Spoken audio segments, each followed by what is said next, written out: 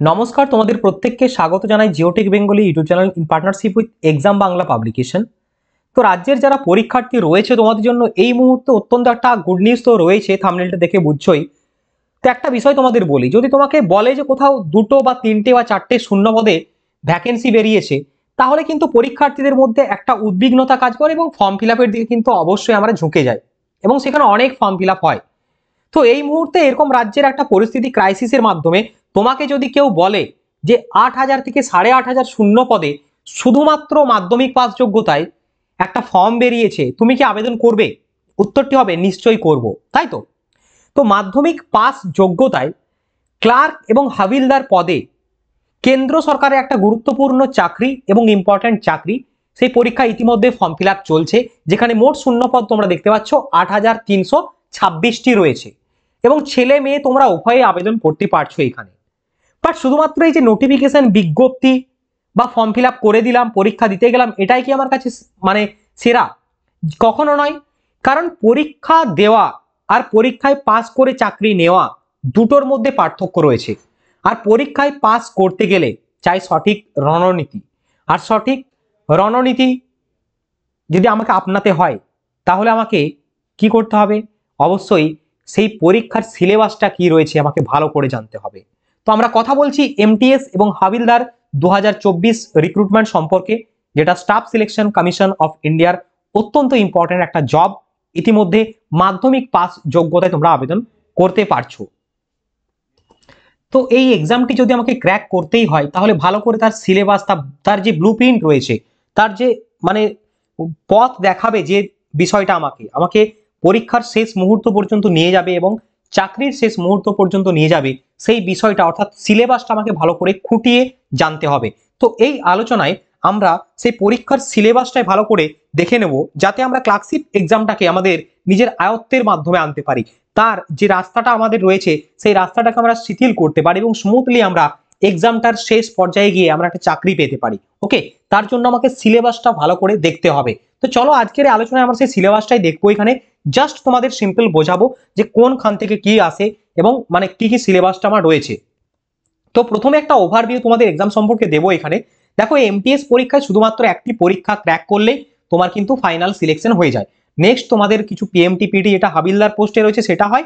Rest of the part যদি আমরা দেখি এমটিএস এর জন্য মাল্টিটাস্কিং স্টাফের ক্ষেত্রে কোনো রকম কোনো হয় না, শুধুমাত্র ডকুমেন্ট ভেরিফিকেশন বা কিছু আদার্স যে সমস্ত অফিসিয়াল কারিকুলাম রয়েছে সেগুলো হয়। বাট তোমাকে পরীক্ষা একটাই দিতে হবে, সেটাও আবার কম্পিউটারে বসে, অর্থাৎ সিবিটি এক্সামিনেশন হবে তোমাদের। এইখানে আর একটা ভালো বিষয় আমি তোমাদের বলবো, ম্যাথ এবং যে রিজনিং এর ভীতি তোমাদের রয়েছে সেই ভীতিটা এখানে থাকছে না, কারণ এই দুটো পার্ট শুধুমাত্র কোয়ালিফাইং রয়েছে। অর্থাৎ ম্যাথ রিজনিং তোমাদের জাস্ট তোমাদের পড়তে অবশ্যই হবে, কোয়ালিফাই করতে হবে। বাট নেক্সট যেটা চাপ তোমাদের মধ্যে রয়েছে জিকে এবং ইংলিশের উপরে।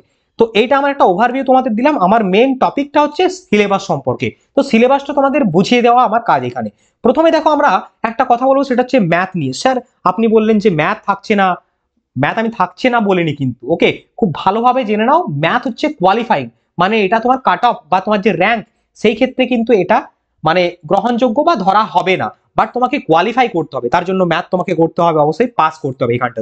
তো ম্যাথ বা গণিতের যে সিলেবাসের মধ্যে রয়েছে চ্যাপ্টারগুলো, সেই কটা চ্যাপ্টার আমাকে ভালো করে দেখতে হবে। কটা 10-15 চ্যাপ্টার রয়েছে, সেগুলো আমাকে দেখে গেলেই আমি এমটিএস পরীক্ষার জন্য ফিট অ্যান্ড ফাইন। ওকে, তো সেই কি রয়েছে চ্যাপ্টারগুলো একটু বলে দিন স্যার। ওকে, দেখো প্রথমে কি রয়েছে, ইন্টিজার্স এবং হোল নাম্বারস। ওকে, পূর্ণ সংখ্যা এবং ইন্টিজার্স বা সংখ্যাতত্ত্ব ইত্যাদি বিষয়গুলো রয়েছে।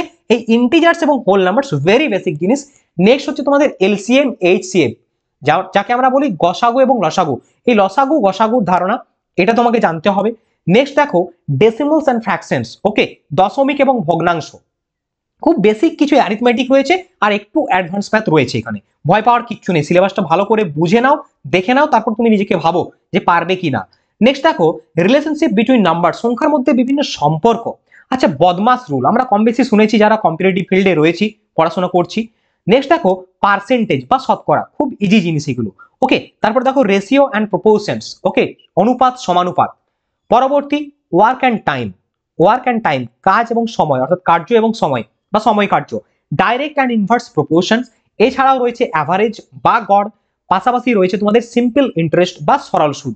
তারপরে এমটিএস এর সিলেবাসে ম্যাথে আরো কিছু রয়েছে, যেরকম প্রফিট অ্যান্ড লস, অর্থাৎ লাভ ক্ষতি, আমাকে জানতে হবে ডিসকাউন্ট বা ছাড়, তারপরে আমাকে area and perimeter of basic geometric figures. তো এই যে তোমাদের অ্যাডভান্স ম্যাথের দিকে বললাম, এই কিছু অ্যাডভান্স ম্যাথ রয়েছে, এবং ডিস্টেন্স অ্যান্ড টাইম, সময় দূরত্ব, পাশাপাশি তোমাদের লাইনস অ্যান্ড অ্যাঙ্গেলস, ঠিক আছে, রেখা এবং সরলরেখা অ্যাঙ্গেলস বা কোণ ইত্যাদি এগুলো রয়েছে, এবং interpretation of simple grasp and data, অর্থাৎ কিছু গ্রাফ এবং ডেটার ইন্টারপ্রিটেশন থাকবে, পাশাপাশি স্কোয়ার অ্যান্ড স্কোয়ার রুট থাকবে, বর্গ এবং বর্গমূল থাকবে তোমাদের। ওকে, তো এই হচ্ছে আমার ম্যাথের সিলেবাস। দেখো গোটা কয়েক চ্যাপ্টার আমরা দেখলাম, ঠিক আছে, খুব বেশি যে চ্যাপ্টার আহামরি রয়েছে এরকমটা নয়, গোটা তোমাদের 10 থেকে 15টা 17টা চ্যাপ্টার হবে ম্যাথের। তো এইগুলো কভার আপ করলেই ম্যাথটা তোমার এখান থেকে ক্লিয়ার আপ হয়ে যাবে। ওকে, পরবর্তী তোমাদের যে সিলেবাসটা রয়েছে, যে বিষয়টা, সেটা হচ্ছে রিজনিং। তো রিজনিংও এখানে কোয়ালিফাইং, বাট কিছু সিলেবাস রয়েছে, যেগুলো টপিক রয়েছে তোমাকে অবশ্যই জেনে যেতে হবে, কারণ এটা কোয়ালিফাই করতে হবে। দেখো প্রথমেই রয়েছে আলফা নিউমেরিক সিরিজ রয়েছে, যেরকম লেটার্স নাম্বারস দিয়ে যে সিরিজগুলো হয়, তারপরে কোডিং ডিকোডিং, বিভিন্ন কোডিং থাকবে, ডিকোড করতে হবে, ডিকোডিং থাকবে, কোডিং, এই সমস্ত বিষয়গুলো রয়েছে। অ্যানালজি রয়েছে, তারপরে বিভিন্ন ডাইরেকশনস বা দিক, যে কোন দিকে হবে সেটা, এগুলো করেছি আমরা। সিমিলারিটিস অ্যান্ড ডিফারেন্সেস, পাশাপাশি জাম্বলিং হবে, problem solving analysis, non verbal reasoning based on diagrams ইত্যাদি তোমাদের রিজনিং গুলো কিন্তু রয়েছে, এবং এজ ক্যালকুলেশনস আর ঘড়ি এবং তোমাদের যে ক্যালেন্ডার, এই টাইপের কিছু রিজনিং এখানে থাকছে। তো বেসিক কিছু রিজনিং তোমাদের এখান থেকে করে যেতে হবে, যেগুলো থেকে তোমাদের কিন্তু এই যে চ্যাপ্টার বা এই যে বিষয়টা, এটা তোমার ক্র্যাক করে তুমি এটাকে টপকে যেতে পারো। জাস্ট তোমাকে এখানে কি করতে হবে, কোয়ালিফাই করতে হবে। তো ম্যাথ রিজনিং দুটো সাবজেক্ট আমার এখানে কিন্তু কাভার আপ হয়ে গেল, সিলেবাসটা আমরা দেখে নিলাম। ভালো করে বুঝেছি আশা করছি, যারা বুঝতে পারোনি আর একবার ভিডিওটা ভালো করে রিপিট করে দেখে নাও, ঠিক আছে, আই রিপিট এগেন, ভালো করে একটু দেখে নাও প্লিজ, কারণ তোমাদের এটা হেল্প হবে। অনেক শূন্যপদ রয়েছে, তোমাকে চাকরি একটা নিতেই হবে, এটা কেন্দ্র সরকারের জব, যেখানে 50% ডিএ দেয়, আর স্যালারি যদি 20 হয়, তাহলে হাফ তুমি ডিএ পেয়ে গেলে 30,000 টাকা স্যালারি। তো মানে এমটিএস পোস্টের মতো অবশ্যই স্যালারি অনেক রয়েছে, সেগুলো আমরা পরে অন্য ভিডিওতে আলোচনা করব, তোমরা যদি বলো অবশ্যই কমেন্ট করে জানাও, ঠিক আছে। তো অ্যানাদার পার্ট, সেটা আমার এখানে ফোকাস সিলেবাসে। চলো নেক্সট যেটা আমরা বললাম, যার ভিত্তিতে তোমাদের কাট অফ হবে, যার ভিত্তিতে র্যাঙ্ক হবে, এবং ফাইনাল যে সিলেকশন তোমার চাকরিতে, সেটা দিবে তোমাকে এই জিকে, জিএ এবং তোমাদের হচ্ছে ইংলিশ। তো জেনারেল অ্যাওয়ারনেস আমাকে কি পড়তে হবে স্যার একটু বলে দিন, কারণ এটাই আমার এখান থেকে মানে আমার ফাইনাল সিলেকশনে নিয়ে যাবে। তো সেই বিষয়টা কি, সেই বিষয়টা ইতিহাস, তোমরা প্রত্যেকেই জানো, ভারতের ইতিহাস তোমাকে পড়তেই হবে, প্রাচীন যুগের ইতিহাস, মধ্যযুগের ইতিহাস এবং আধুনিক ভারতের ইতিহাস, বা আমরা স্বাধীনতা সংগ্রাম বা ইন্ডিয়ান ন্যাশনাল মুভমেন্ট যেটাকে বলে থাকি সহজ কথায়। কিছু ওয়ার্ল্ড হিস্ট্রি বলতে তোমার ওই দ্বিতীয় বিশ্বযুদ্ধ, প্রথম বিশ্বযুদ্ধ বা নবজাগরণ ইত্যাদি, মানে কিছু যেগুলো খুব স্ট্যাটিক পোর্শন, সেগুলো তোমাকে পড়ে যেতে হবে। এসএসসি জিজ্ঞেস করে দেয় অনেক সময়, ঠিক আছে, এখানে মেনশন করা রয়েছে, যেহেতু history, not Indian history but history. Okay, তো এগুলো তোমাকে জানতে হবে। আচ্ছা নেক্সট দেখো ভূগোল, ভারতের ভূগোল জানবে তোমরা, ঠিক আছে, এবং বিশ্বের কিছু টপিক রয়েছে, মানে ওয়ার্ল্ড জিওগ্রাফির কিছু টপিক, যেরকম ল্যাটিটিউড, লংজিটিউড বলতে পারো, ক্লাইমেট বা জলবায়ু, বিভিন্ন গ্রাসল্যান্ড কোথায় অবস্থান করে, ঠিক আছে, বিভিন্ন দেশের কান্ট্রি ক্যাপিটাল নেম ইত্যাদি বিষয়গুলো তোমাদের কিন্তু এখানে, বিভিন্ন স্ট্রেট যে রয়েছে, ঠিক আছে, বিভিন্ন বর্ডার লাইন যে রয়েছে, এই সমস্ত গ্লোবাল কিছু জিওগ্রাফি রয়েছে, ওয়ার্ল্ড জিওগ্রাফি, এবং পাশাপাশি ইন্ডিয়ান জিওগ্রাফি রয়েছে, যে পার্টগুলো মেন মেন, সেইগুলো তোমাকে কিন্তু পড়ে যেতে হবে খুব ভালো করে। তো ইতিহাস ভূগোল হয়ে গেল।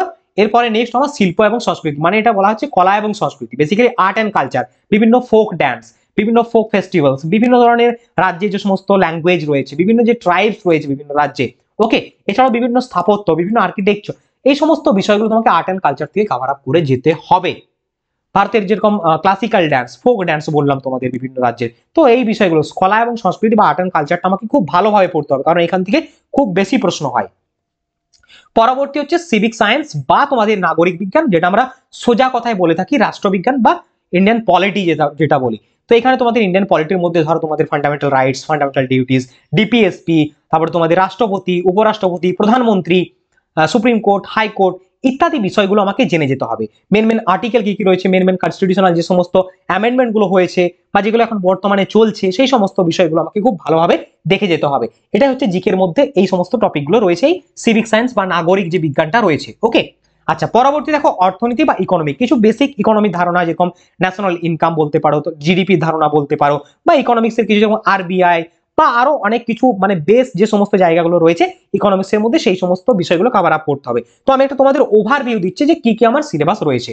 তো অর্থনীতি বুঝে গেলে, এরপর তোমাদের সাধারণ বিজ্ঞান রয়েছে, জেনারেল সায়েন্সের মধ্যে তোমাদের ভৌত বিজ্ঞান, রসায়ন এবং বায়োলজি, অর্থাৎ তিনটে বিজ্ঞান, পাশাপাশি কিছু কম্পিউটার থেকে কোশ্চেন হয়, এই সমস্ত বিষয়গুলো তোমরা জেনারেল সায়েন্সের মধ্যে থেকে দেখে গেলে।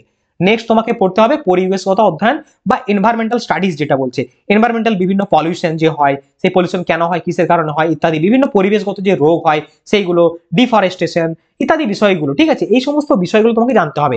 মানে একটা ওভারভিউ স্ট্রাকচার তোমাদের আমি আশা করছি বোঝাতে পারছি। ওকে, পাশাপাশি স্ট্যাটিক জিকে অনেক রয়েছে, সেই স্ট্যাটিক জিকে পড়তে হবে এবং তোমাদের কারেন্ট অ্যাফেয়ার্স মাস্ট দেখে যেতে হবে। তো এটা হচ্ছে জিএ, মানে জেনারেল অ্যাওয়ারনেস বলেছি, নট জিকে।